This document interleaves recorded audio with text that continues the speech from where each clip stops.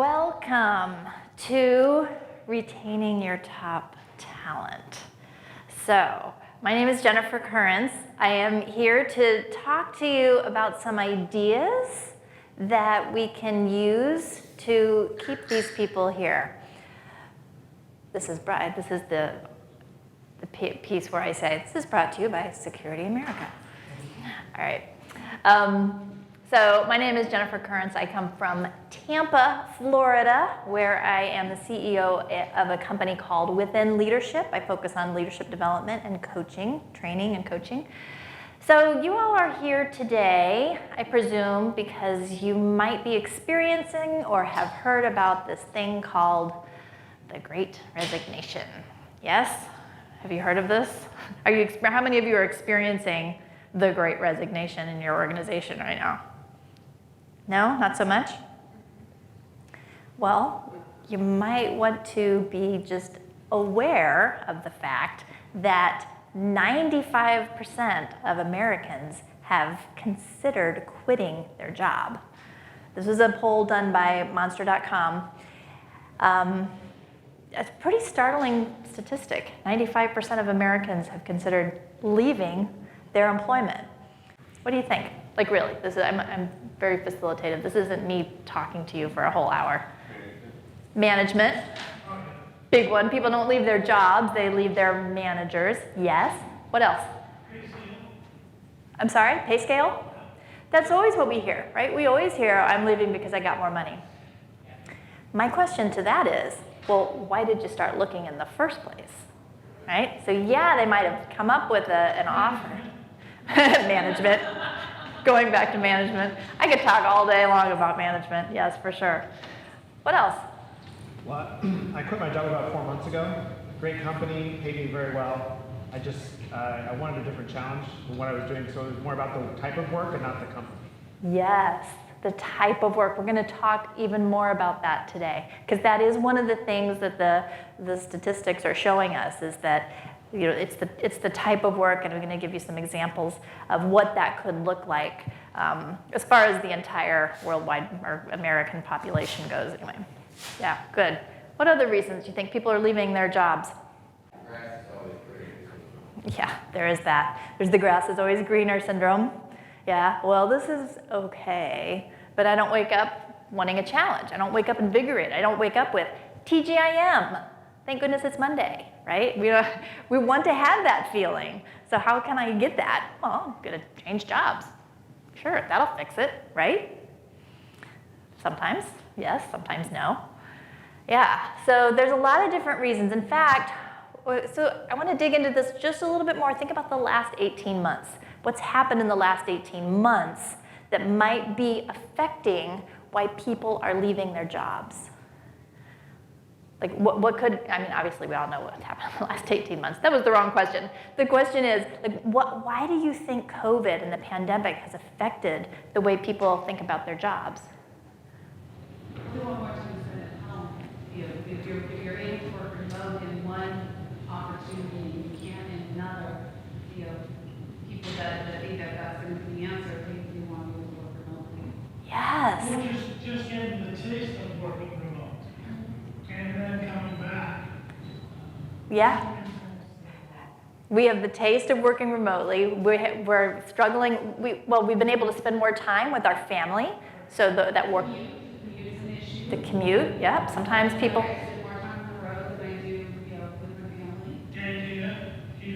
Daycare, yeah. Although we still need daycare, even if we are working from home, right? Sometimes, for some of them, my kids are 20 and 23. I still need daycare for them. I don't want them here. So, yeah, there's a lot of different things. In fact, I've heard it not called the Great Resignation, but the Great Re-examination. People are re-examining what's important in their lives. They want that work-life balance. They want the challenge. They're not just here for the paycheck anymore. They actually want to be engaged at work. They actually want to enjoy what it is they spend so much of their waking hours doing every week. Okay, so as leaders in our organizations, how do we do that?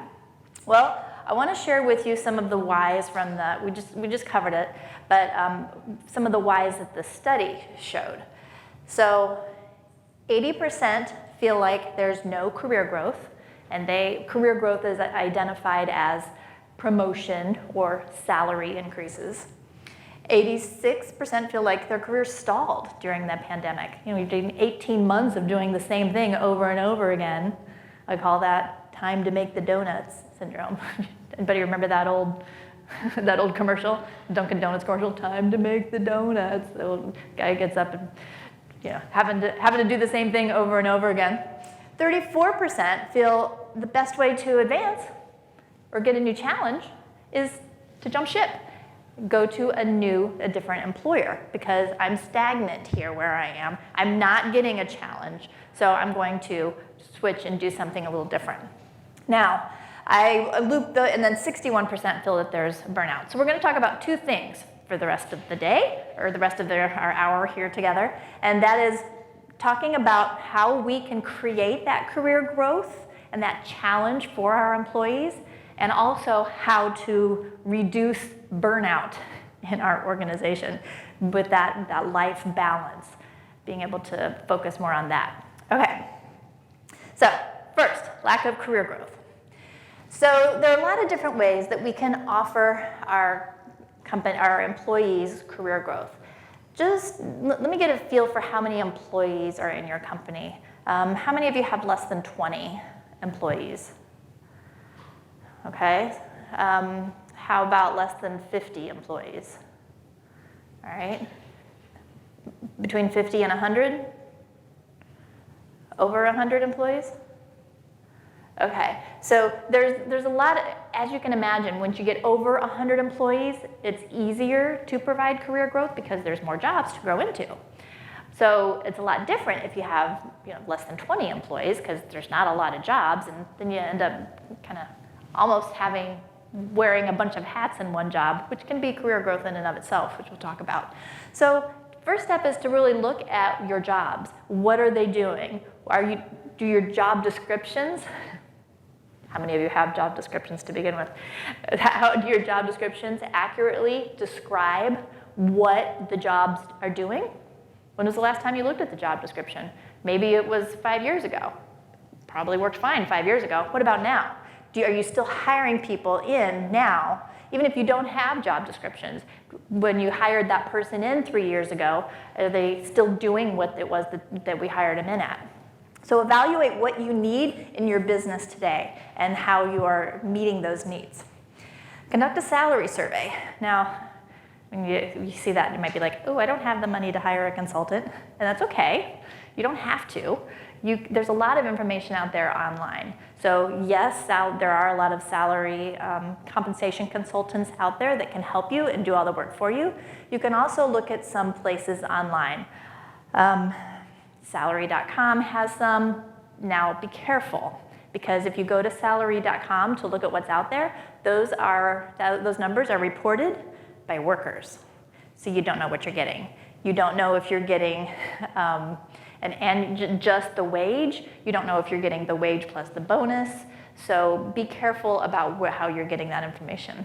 But my favorite place to go for when I'm looking for salary or job description information is at a place called ONET Online, O-N-E-T online.org, ONET Online, and .org. And that is populated with data from the Bureau of Labor Statistics, BLS.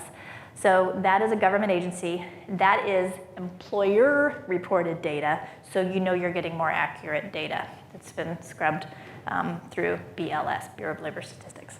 So that is one place to go that you can kind of look and see what the market is doing. The great thing about that is it gives you a summary sheet. It breaks it down by United States, by state, and even by city. So you can look at your data that way. So you really can do your own salary survey. Whenever I do a salary survey, I try to get at least 3 different places where I get my data from. And then and a lot of times if I can, I'll go and see who's hiring for this job and what they're paying. sometimes you can find that information. It's a little harder, but if you search long and hard enough, you can find that information. And that'll give you an idea for what you're competing against. So look and see, hey, am I paying fair? You know, we said sometimes people leave because they get more money. Well, let's stop them before they leave and pay them adequately. Now, one of my favorite ways to create career growth within an organization, no matter how big or how small, is to create a tier structure. So one of the companies that I do work with is a manufacturing company, and we created 3 tiers for the operator level. So the tier 1 is someone who's just coming in, probably the first 6 months to a year, and then once they meet the requirements of a tier 2, I call it self-promotion, which I love, because this way you don't have people who are saying, how come you have promoted them over me? Well, because they did this and you didn't. You're still doing this. So being really clear about your expectations for the different levels can be great. So tier 1, then tier 2, and then you have tier 3. Sometimes you have to pass a test or take a class, depending on what you need for your organization.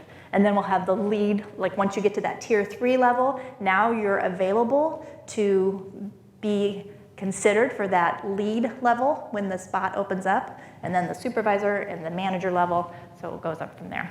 You can type pay grades to that too.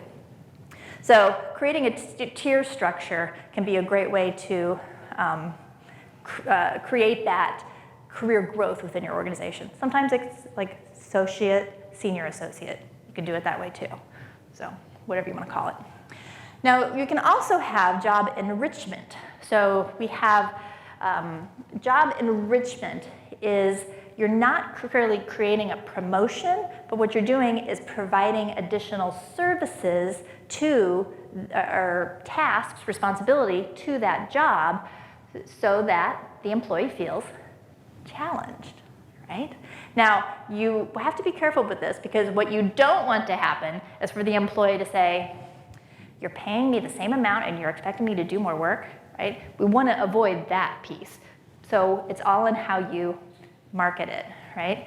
You're asking for volunteers to help solve a problem, and now they are growing their skill set. They're getting the visibility in the organization to work on a team with some different people, and that is developing their skills and their availability, the visibility to other people within the organization.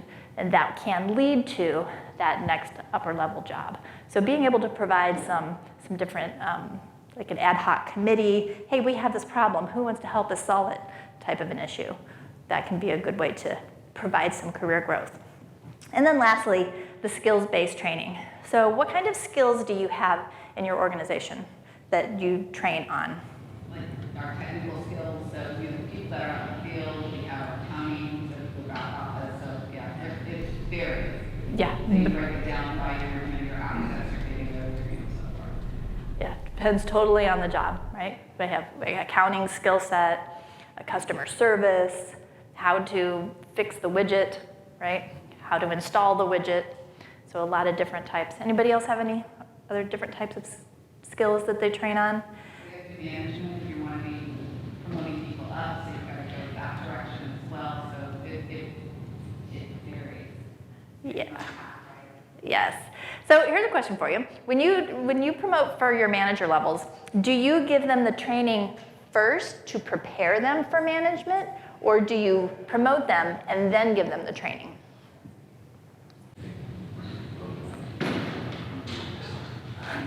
Or do you do training at all? So here's a question for you, or here's a startling, I think a startling statistic. Harvard Business Review did a study, and they found that the average time that a manager was in their job managing people before they received any training was, what do you guess? What do you think? Sorry? 6 months? Come on, some more guesses. 18 months. 18 months? 12 months? 3 years. 12 years. Yeah, crazy. 12 years, a manager, according to Harvard Business Review, managers are in their position managing people for 12 years before they receive any training about how to manage said people. Now what happens in 12 years? We develop a lot of habits, right? We develop a lot of habits about the way we do things, and then once we get stuck in our rut of status quo, this is the way we do things, trying to retrain somebody is really, really hard. So one of the keys to this skill-based training, especially if you're dealing with people in a management case or leadership case, do it sooner rather than later, so we don't have to break down all of those habits that have been created. So that's why I asked the question, like, do you give some managerial communication skill set, which is good for everybody, right? Having those difficult conversations. Do you provide that training to individuals before they're promoted to the manager level or afterwards? And if afterwards, how long afterwards? So think about how you can provide that sooner rather than later. And I will give you some examples about how to do that. You can do a lot of webinars. You can do lunch and learns. I get emails all the time about free webinars, free lunch and learns, and things like this. You can do a weekly leadership podcast. You can send your leaders, we'll just talk about managers for a moment since we were talking about that earlier, a TED Talk on how to have a difficult conversation, a TED Talk or a YouTube video on how to appropriately discipline an employee, how to find hiring that talent, how to retain your employees, and send that out and then get together and talk about it, right? Have leadership luncheons, training Tuesdays. Star12.com and Coursera.org are a couple of websites that I've used in the past, fairly inexpensive, and they have a lot of different opportunities for different kinds of training. Coursera.org, you can go on and you can pay to get a certificate, or if you look at the fine print at the very bottom, you can click skip and you can go and audit the class for free. So a lot of times you can go in and get those courses, get the information for free, but then of course you have to make sure that you're holding, if you're using that as a manager training type of scenario, you're holding them accountable because there's no tests or anything because you're getting it for free. So those are a couple of things. You can also go in, get some get some courses from the community college, local community college. I know some people who have done that, just spot on, some spot courses, things that they're deficient in. Say you want to learn more about financial statements. Take an accounting course, take a finance course. Help you learn more about the strategies of a business.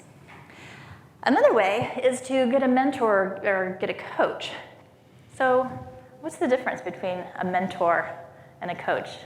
Anybody know? Are they the same thing? A mentor is someone who gives advice. A mentor is someone who has been there, done that, usually, but not always, a more senior person. I would call my daughter is my mentor on fashion because she knows more about that than I do. My son mentors me on how to save YouTube into a library. Like, I didn't know how to do it. So they're usually a more senior person, but let's say more experienced person, right? A more experienced person, age really doesn't have a whole lot to do with it. So mentor gives advice. A coach asks questions and starts with the presumption that the individual has the answer within themselves and just asks questions until you realize it yourself. So there's a difference there. A lot of times in an organization, we'll say, hey, I'm in a disciplinary situation perhaps. Yeah, I gave that person a coaching report, or I'm coaching that person through that. What we're really doing is either mentoring them or consulting with them. Consulting is telling them what to do. So when you're really coaching someone, you're simply asking the questions and letting them figure it out on their own. It takes more time, but in the short term, but in the long term, it's a lot more effective. So both are very powerful tools to have. If you want to build your skills in a certain area, get a mentor. They're free. Find somebody you respect in the area. Find somebody here that you can ask, hey, will you be my mentor? And go around and ask those people. And I have probably 6 or 7 mentors myself, people I call on for different things. And coaching can be the same way. You can find somebody to coach you through some different issues. And then lastly, of course, cross-functional training or on-the-job training. Being able to go and take one of your employees and connect them with another one of your employees from a different area or different department or a different skill set and connect them together so that they can teach each other a little piece of their job. What you're doing now is you're expanding their skill set. You're also building a little bit of a buffer for your business because now you have more than one person who knows how to do a job. So here's the thing. Do any of you do that? Do the cross-functional training? Yeah.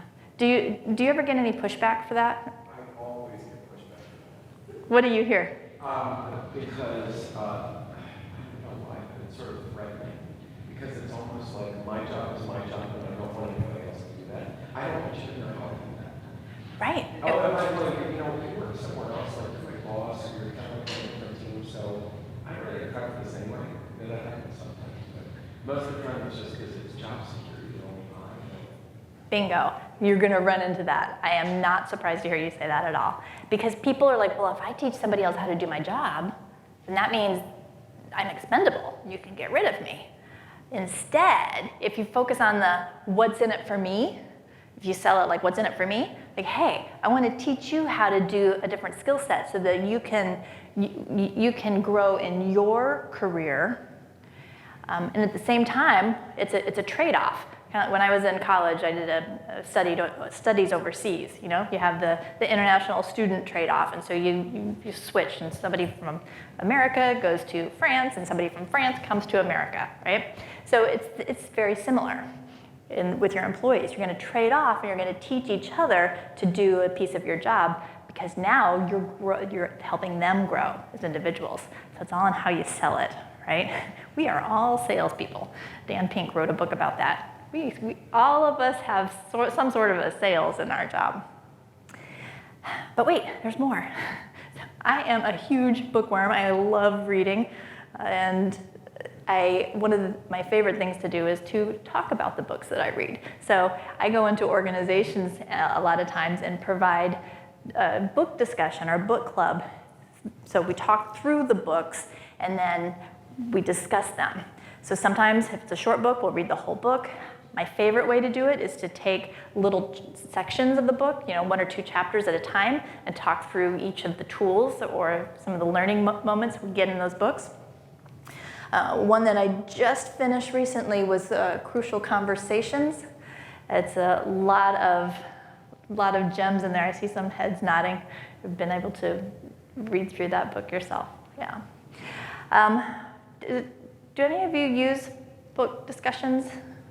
We have, yeah. Yeah. What are some of the books that you all have read? The Balanced Accountability was one from Annie Albright. Was really good. He's a gentleman that actually ended up coming in and talking to my managers. Really awesome. We did the 7 Habits of Highly Effective People. Boundaries. Oh, that's a good one. Traction. Oh, Traction's really good.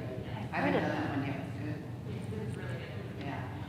What is Traction about? Can you give us a quick summary? It helps define like your core values in your company and set the expectations from the top and then what they're right now. Oh, great. Core values for your company, setting expectations at the top. Yeah, because leadership falls downhill, right? So whatever your senior leadership does trickles downhill.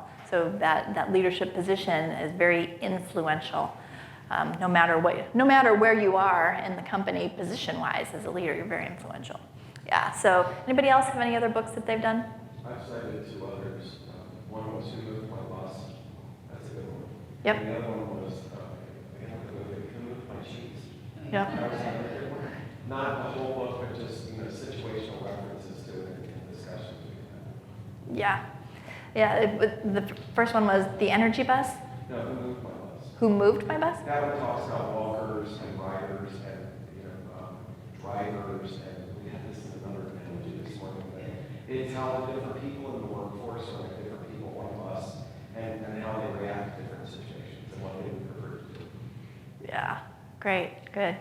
Yeah, and so the great thing about some of those, the Who Moved My Cheese, I know, and Our Iceberg is Melting is another one about handling change. They're small, like you can literally read them in an hour. So anybody, even if you don't like to read, can handle a 1-hour book, right? Or listen to it if you don't like to read it. So it can be a great way to start some conversations around whatever topic you want to talk about. Real quick, when I did 7 Habits of Highly Effective People, I took each one of the 7 habits and I assigned it to a person. Did you do that? And it was so funny because I assigned them to individuals, and one of the women came to me and was like, "This is so good. Like, I got so much out of this. It's almost like you picked this just for me." Yeah, maybe I did, right? So that can be a great way because you're then offering your individuals, your employees, the opportunity to teach what they've learned, and they take it just a little bit more seriously when they have the opportunity to teach and influence others, especially as leaders. That should all be in our skill set, being able to influence. Okay, so those are some ideas about career development. Now let's talk about burnout. So when we're thinking about burnout, there's a difference. So we're burning out and we're merely surviving. Sometimes we're barely surviving. But the opposite of that, I think, is on the other side of the continuum, is really thriving in what it is that you're trying to do. So how can we encourage our employees to go from the hanging on by a rope to really thriving and getting to that TGIM feeling?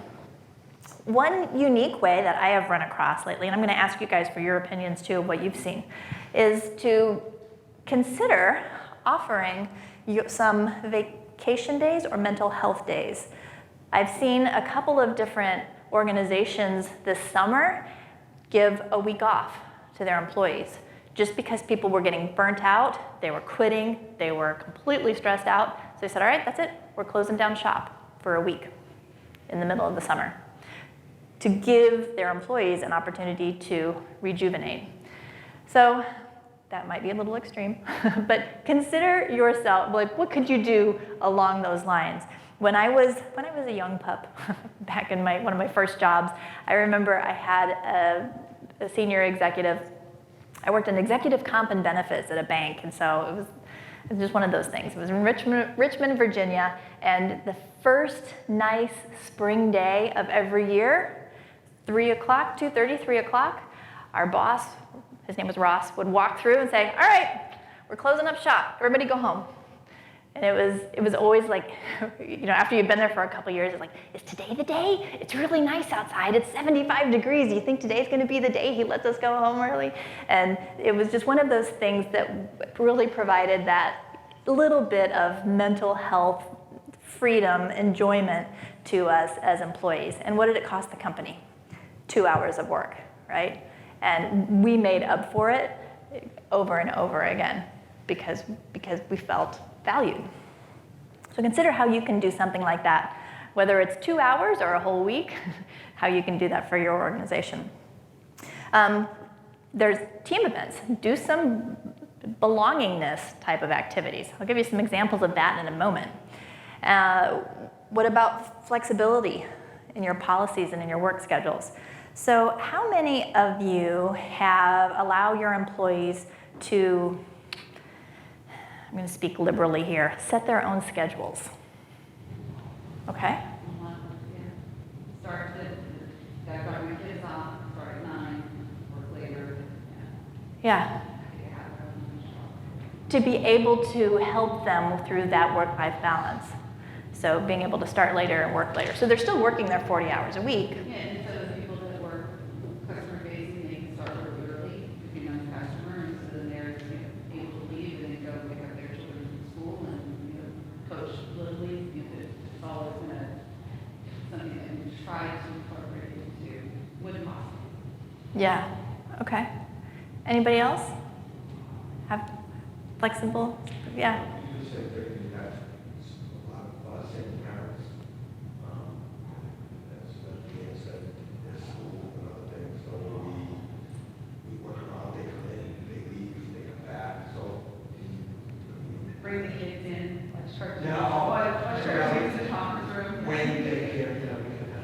literally had a daycare about 2 weeks ago. We had 3 or 4 kids right outside my office and took pictures and our owner said, hey, welcome to the new open daycare. Especially with the pandemic, daycare shut down, so it's just. We have set time that we start and stop, but, you know, if there's, especially with holidays coming, you know, the parents want to take off to go to the kids' Halloween or Thanksgiving or Christmas. We got that same treatment when it was just 20 employees or less. We got that same treatment, so we definitely extended that through our team as a problem. Yeah, so what, out of the people who do that, what is the benefit? Like, what do you get back? What's your return on investment? Your ROF, return on flexibility. They're involved in. I'm sorry? They're involved in, like, they're willing to stay till 5:15, they're on the phone dealing with the situation, they're willing to go above and beyond their normal duties. Yeah, more discretionary effort. And they're not watching the clock, like, you know, all packed up at 4:59 so they can dart out the door as soon as the, right? Yeah, you experience the same thing? It's like they're more loyal. Yeah, yeah. So consider that if you have a situation. And now I understand that there are some positions within your organization that have to be rigid, especially if you're in like a production or you have to answer the phones for a customer facing. But consider like how if you do have a single parent or something, you do have somebody who has child care duties. How can you work with your team to help that individual? There's a lot of different ways. Like I'll cover for you here, you cover for me there, type of situations. Think about how. Try to be creative and think about how you can make that work for you. All right, company values. We were talking about traction, right? Company values. Did you guys have company values before you read that book? We had them, did we practice them every day, did our teams know what they were? And have you since you read the book? Yeah, they're printed all over the office, the posters printed, it's on everyone's desk, so people can sit them out. How many of you have company values?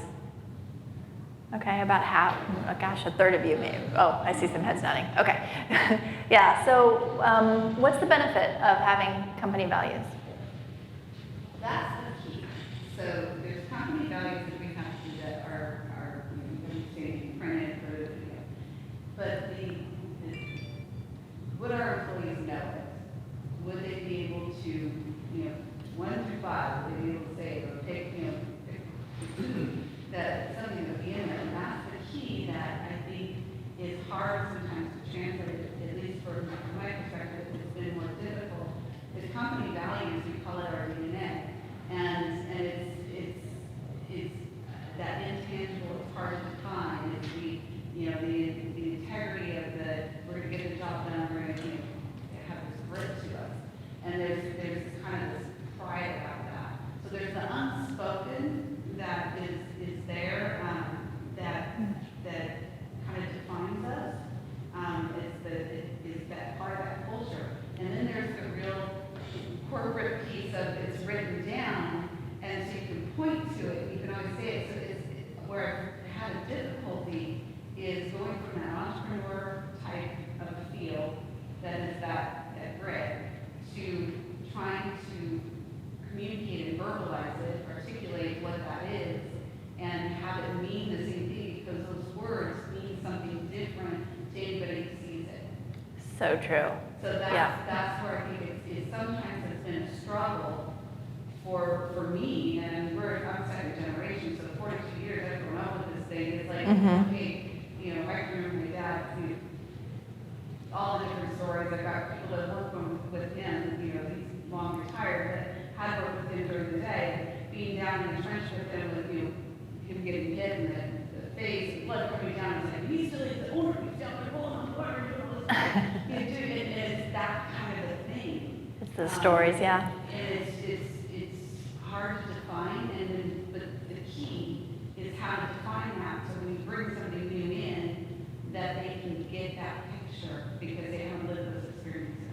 Yeah, there's defining. So it's one thing to have corporate values, and it's a completely other thing to live your corporate values. Yes.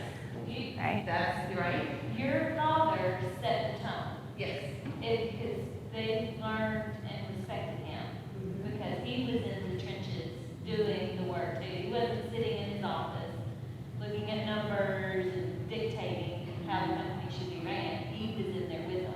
But there was a time, see, that's the difference, that's the entrepreneur, but then in order to grow, see, we've gone through all those stages, right? So for 42 years, he had to become that man that sat in there and lived it differently. But he trained these other people that are still with us. Right. You know, it's. And they took that grit that they learned from him. And moved that through. But then I come in, and I wasn't that person out there, so then how do you continue to move that through and be able to, for lack of a better word, capitalize on that? I'm fortunate I have a lot of longevity in people that are in the management team, and that's good and bad, because you also need to be able to grow it to that next level, and sometimes you can staff leaders by some of the old ways of thinking, because it's an entrepreneur way of thinking, and not the way to where how do I really bring these people in and retain them and start to grow. Values are, I mean, they're really important, and I can see that you're very passionate about them. So here's my question to you. Do you have to be in the trenches pulling the water hose to still show that grit? No. And that's the difficult part, that once you get it, it becomes so much more smooth because you can communicate on a different level. Yeah. So I would encourage you and anyone who has corporate values, and if you don't have them yet, like think about how it can be the living, breathing soul of how you run your business and how you manage your people. So those corporate values can be a really powerful tool. You know, if grit is one of your corporate values, I'm just using that, then I'm right here. yeah, perfect. Talk about all Yes, and we should. As leaders, we should have them memorized, or at the ready to be able to speak them. So you can manage to those. So here's an example, and then you can also discipline to those, right? So one of our core values is grit. When you show up late to work every day, after the time that you selected to be here, that shows that is misaligned with our core value of grit. How can you? That's affecting our business. Moving forward, can I get you to commit to being here on time? And so you can align, you can manage to that. I was doing a presentation one time, and I'll never forget. There was one woman who she had listed off her company's 4 core values right off the bat, and they were all unique. The one that I remember the most is one of our core values is we don't try. And I was like, it kind of made me stop and think. I'm sorry, did you say we don't try? And she said, yeah. I said, is that a Yoda reference? She said, yeah, absolutely it is. So do or do not. There is no try, right? So just when you think about that, I mean, it aligns with grit is what I was thinking about. You can be really creative about it, and it makes it memorable, and then you can manage to those, and it makes it a lot easier to build that core. Now, here's the other great thing about company values, is that when you have those powerful core values, you're going to attract the people who have those same values for themselves, right? So if you put out there, hey, we look for grit, then if somebody who likes to sit back and watch YouTube videos all day, like my son, he's probably not going to apply for that job because he's like, I don't want to do hard labor, grit. I want to sit back and analyze football games or whatever he does. So there's a lot of different ways that we can use them that benefit our business. To avoid burnout, people want to know what's going on. They want to be communicated with. One of the best ways to do that is through a town hall meeting, because now everybody's getting the same information from the same person at the same time. So it's not you told them first, you didn't tell us at all. this is affecting my job. No, you're sharing all of the information with all of the people at all the same time. Even if it's something that's coming down the road. Hey, next month we're going to do an upgrade and it's going to affect this piece of our business. Be aware. If you have any questions, go talk to Brian, what have you, right? So you're really adding to that communication level, and people know what to expect, so that can be very powerful. Now, I know that sounds silly, because some of you might be thinking, yeah, of course we talk to our people, but the difference is, if I asked all of your employees, would they say that they felt like they were being adequately communicated to? If I'm looking at national data from employee satisfaction surveys, the answer is a resounding no. Employees feel like they are not told the information that they need to be told. So I would encourage you to really examine, okay, well, of course I'm communicating. Are you really? Ask your employees and see what they say. And then think about skip level meetings. Do you know what those are? And you're talking to your boss's boss, and that's called a skip level meeting. So that gives you visibility to the person, 2 levels up, and it gives them, if you're this person, it gives them the opportunity to say, so how are things going? How is your manager doing? You feel like you're being communicated with? You can ask them directly. And if you do this over time, the first time might be like, why are they asking me this question? But over time, if you continue and you're consistent with this, you can really grow your level of communication. And then lastly, conduct stay interviews. I'm going to talk more about that in a second. All right, I promised you some ideas for team events. Here are some fun ones that I've had some teams do. A lot of these are not COVID friendly, but some of them are. Paintball, volunteering, going out and doing some volunteer work together, crazy sock day, crazy tie day, crazy sweater day, what have you. If you're in a remote environment, is anybody here fully remote? Not fully, but You were during COVID. Like we all bake cookies together on Zoom. Cookies? The answer to the recipe, we all bake cookies. it's Nestle. That's how it takes care of that. So we sent the ingredients to anybody who wanted to participate. So we sent the ingredients to everybody, and then we just on Friday night made cookies, and kids were involved, and it was a lot of fun. We did that, and we watched Hocus Pocus over Zoom. That was fun, and we did the Zoom Jeopardy, but we did an escape room. Yes. And Zoom, or well, it was escape room remote, and that was so much fun. That was a ton of fun. My whole family was engaged.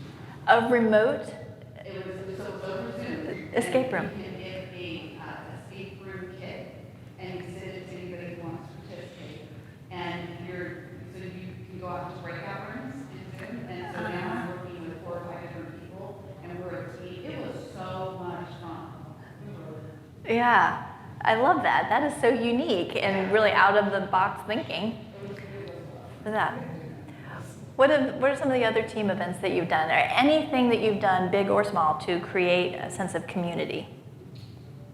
We had barbecues with a dunk tank. Barbecues with a dunk tank. Who gets dunked? And so, and then we raised money for a local place that we volunteer at, so we get, they get to take out their pressure on me.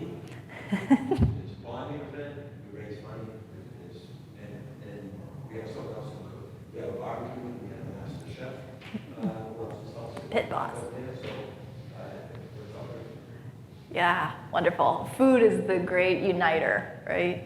So to be able to do that, and of course, taking the frustrations out on the boss, that's always nice too. Yeah, good. Who else? What else have you done? We've done hot dog, barbecue, bowling, US play. Like this week, it's National Customer Service Week, and so each day we have a different thing and just do small stuff. And we're talking less than $2 per employee. Yeah. Just giving them up in our shoes. They dress up in crazy outfits every day, take pictures. So, Remember when you were in high school and you had Spirit Week the week before homecoming? It's very similar to that. And we have a Owen Facebook page that only team members have.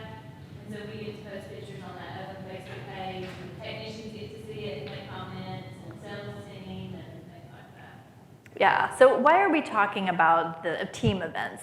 Because when we do that, it's a sense of belonging. And is that this presentation? No, in my next presentation on the main stage, I'm going to share with you Maslow's hierarchy of needs. At least I think I am. If I'm not, I'll tell you about it now. We're Maslow's hierarchy of needs, which you may have heard about. And it's basically, it says, in order to be motivated, it's one motivation theory. In order to be motivated, we have to make sure that our physiological needs are met, right? We have to have food and water. And the next step up is safety. We have to feel safe, which, if you think about it, COVID shook that for all of us. Shook it upside down and turned it over and stirred it up. The next step up, the third level, is belongingness. And it's right in the middle of the pyramid. So once we feel fed and safe, that next level is belongingness. It's key to having motivated employees. And when they're motivated and when they feel like they're part of a team, they're going to stay. They're going to be much more likely to stay. In case you're interested, the fourth level is self-esteem, and the last level is self-actualization, where we really want to grow and expand. So Maslow's hierarchy of needs, MASLOW, Maslow's hierarchy of needs. Yeah, you can look it up and do some research about it. It's all over. You'll be able to find it pretty easily. Okay, I promised you some information about stay interviews.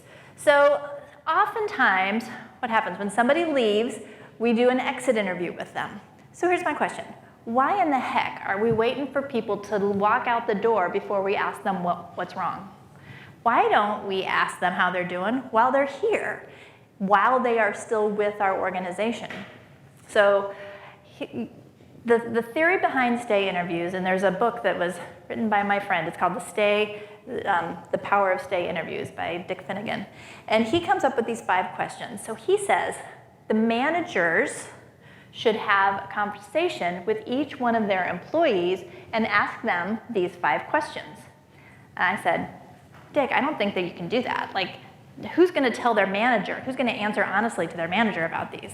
I think HR should do it because they're more of a neutral body. That's me speaking with my HR hat on.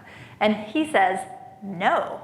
The whole point is to build the rapport and the connection with your managers. And this is all about psychological safety, which Stephen Covey talks about in the 7 Habits of Highly Effective book. Oh my goodness. I was like, when you said that, I'm like, oh my gosh, I just got it. Oh, that is hysterical. I can't even believe that. I have to take a picture of you and send it to him. There you go. There you go. How often do they, or should they? Every 6 to 12 months. Every 6 to 12 months. Now, the first time you ask these questions, you're going to be like, they're going to be like, why are you asking me when last time I thought about leaving? You go, oh, I've never thought about leaving. This place is great, right? You're probably going to get that answer the first time. Yeah. But then you ask them again, the next time you're like, no, it's okay, it's fine. And you ask them the next time, you're like, okay, so I actually did get called from a recruiter last week, yeah, and they presented me with this job. Then it's going to take some time because you're going to have to break down some of that resistance in the individuals. But if you show up, and this is what I'm going to talk about on the main stage next, if you show up authentically as your whole self and you really honestly care about the individual and care about what they say because you care about keeping them, then you're going to build that psychological safety, you're going to build that trust and rapport, and you're going to build their loyalty to you. So think about yourself, either in your current position or maybe 5 years ago, say. How would you feel if you had your manager come to you and say, hey, when you come to work each day, what do you look forward to? What do you like about working here? 5 o'clock? Would you do this with your remote workers too? Absolutely. Are your remote workers? Yeah. Well, you come to work each day. Yeah, well, okay. Well, yeah, but they have to mentally show up at work each day, right? Yeah.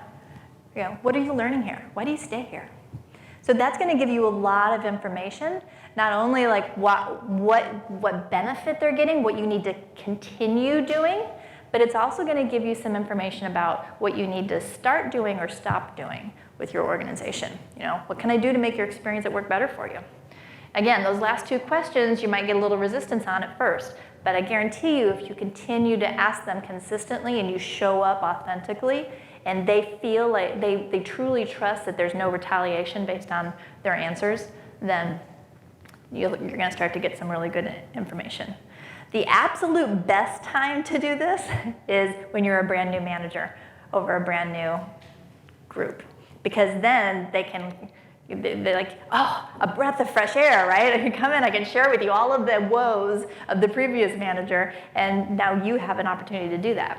But like an old Chinese proverb says, the best time to plant a tree was 20 years ago. The second best time to plant a tree is today. So there's always hope. It just might take a little bit longer to get to some blooms and the blossoms. Is anybody doing anything like this? Yeah, the last question there, what can I do to make your experience work better for you? We have a twist on that. What can you do to make your experience better? I like Now that. you have some notes for accountability, performance, that's what you're involved in. Yes, I really like that. And I love being able, it's not only accountability, but it's also empowering them. It's empowering your employees to take action. So they're not just waiting. I think so often, and I preach this to HR people all the time, stop waiting for somebody to ask you. You need to go and do it yourself. You need to, for employees' viewpoint, go and seek out the job that you want. Seek out the answers that you want. Don't wait for well, they didn't tell me. Well, did you ask? Right. So I love that twist. Thank you. I might change that slide. Like we do monthly one-on-one interviews. Is that too often to do it monthly, or? You might take one question and ask each month. Or you might say, okay, every 3 months I'm going to ask that, or every 6 months. You don't want to overdo it because that's not going to change that much over every month. I mean, it might, but probably not. But over the course of 6 months, you might get a different answer. But another option would be, okay, month 1, I'm going to ask the first question. Month 2, I'm going to ask, so you might try it that way. Yeah. Play around with it and see what happens. The other thing that we've done, that kind of comes up to some of this, is we've done company-wide surveys. We have 175 people, so it's in different locations. So that has been a nice outlet to get some information that's a lot more broad in these questions. But then last year we changed our review process to really, it's a completely different way. It's not to check the box. It's more of a discussion. It's more of a kind of really sitting down and having a deeper conversation. And we put a lot of work into it. And this is now we're going into year 2 of it. It was a big success last year. And so we have some pretty high standard this year to hit. And that's the key. Can we do as well and have as favorable reception of it, and how it's being received by everybody, managers, employees, the whole bit, and that's where we're at. So a lot of it kind of it's once a year, but it kind of goes to a lot of these things because those questions naturally come up in the conversations. Yes. That reminds me of something key when you're talking about these questions. The purpose of asking these questions is not to refute their answer, right? The purpose of asking these questions is to listen to their answer and take note of it. Not to say, oh, well, I don't know why you feel that way. You shouldn't feel that way because that's not very helpful at all. So the purpose of this is to simply ask the question and listen to the answer, not to refute their answers, because everyone has their right to feel the way they feel. And you're going to use that information for the benefit of your organization and maybe for yourself as a leader too. All right, I have one more piece of information to share with you, and that is, we're talking about burnout here, right? The number one cause of stress is unclear expectations. The number one cause of preventable illness is stress. So if we can be clear with our expectations, we can lower our stress, and if we lower our stress, we can lower our benefits bills, right? So there's a benefit there's always a business benefit, right? So there's, what did I give you? 3 ways, I think, to consider how you can provide those clear expectations. Number 1, ask clarifying questions. Tell me more. Explain how you got here. How did that work for you? What should we do differently? Okay, asking clarifying questions. The second one is to document procedures and goals. So what might be very clear and apparent and totally obvious to you, who's been there for 7 years, might be completely new to someone who's never been in the industry before, brand new to your organization. I don't know the way you do things. In my old organization, we did it this way, and now you're doing it a completely different way, and it's taken me a while to get my head wrapped around it.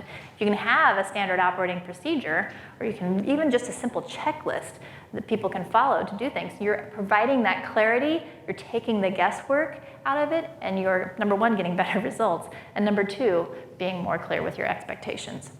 How many of you do annual goals for your employees? Yeah, pretty much everybody. Yeah, great.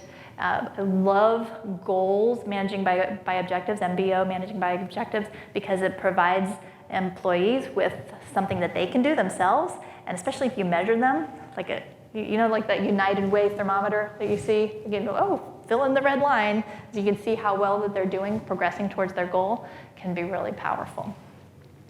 And then lastly, always identify who does what by when, and then make sure you follow up. So it sounds simple. Well, of course, that's what you need to identify. But how many times, I see it every day when I'm in the office, I see people who say, okay, well, I really need her to recruit more. I need her to do a better job recruiting. Okay, what does that mean? Well, it's her job to recruit, and I'm just not getting enough candidates in. Okay, how many candidates do you want? Well, I have 3 open positions. Okay, how many candidates do you need to fill those 3 open positions? When do you want them by? How many people do you need to interview in order to fill those 3 spots? When would you like to have the 3 spots filled by? And then how do you follow up with that person, right? So now we're adding that clarity. We're being very clear with our expectations. I need to interview 3 people, Miss Recruiter. I need to interview 3 people by Wednesday, and another 3 people by next Wednesday, and another 3 people by next Wednesday until I get my 3 spots filled up, okay? So now, as if I am the recruiter, which I'm not in this point, I was the coach being like, you need to tell her what you want. Then I know, okay, I have to find 3 people to get in the door. Now I have an objective. I have a very clear objective, and I have a time to follow up. And that creates accountability when you have the follow-up piece. So a lot of times I hear with organizations, there's no accountability around here. Well, have you told them who does what by when? And have you followed up with them? Hey, I have this timeline, I have this project that's due October 31st. Let's touch base on October 20th and October 10th to see where you are and see if you have any questions. Now they have an accountability to me to actually take a look at the project before October 30th, right? So that can really provide some insight. Now, I'm a professor at the University of Tampa in the School of Management, so it's the same thing. Like when I have students who have a paper or a group project, I give them milestones. Okay, I need you to have your topic in to me by this date, even though it's not due till the end of the semester. Okay, I need to see an outline by this date. Okay, I need to see, some writing about what you're doing by this date. So now they're not waiting until the night before, which both of my kids did last week. Like, I have a presentation tomorrow and we haven't met yet with our group yet. I'm like, oh my gosh, seriously, you're telling me this? So yeah, you can take the same philosophy into your organization and provide clear directions with that. Did you have something you wanted to add? Well, no, if you read the book, The 7 Habits, that's Yep, I love that. Yep. Begin with the end in mind, absolutely. All right, so we talked about a couple of ways to help the Great Resignation or to enhance the Great Reexamination. We're going to look at it that way. Things that we can use to create that belongingness within our organization by adding to their career growth and helping prevent burnout. This is my information. I strongly invite you to connect with me on LinkedIn so that we can, I add a lot of information out there and tips and tools and likes and forwards and shares and my thoughts. So I'd love to hear from you that way. And if you have any questions, I am happy to answer them for you. But until I see you in 15 minutes on stage, thank you for attending this session.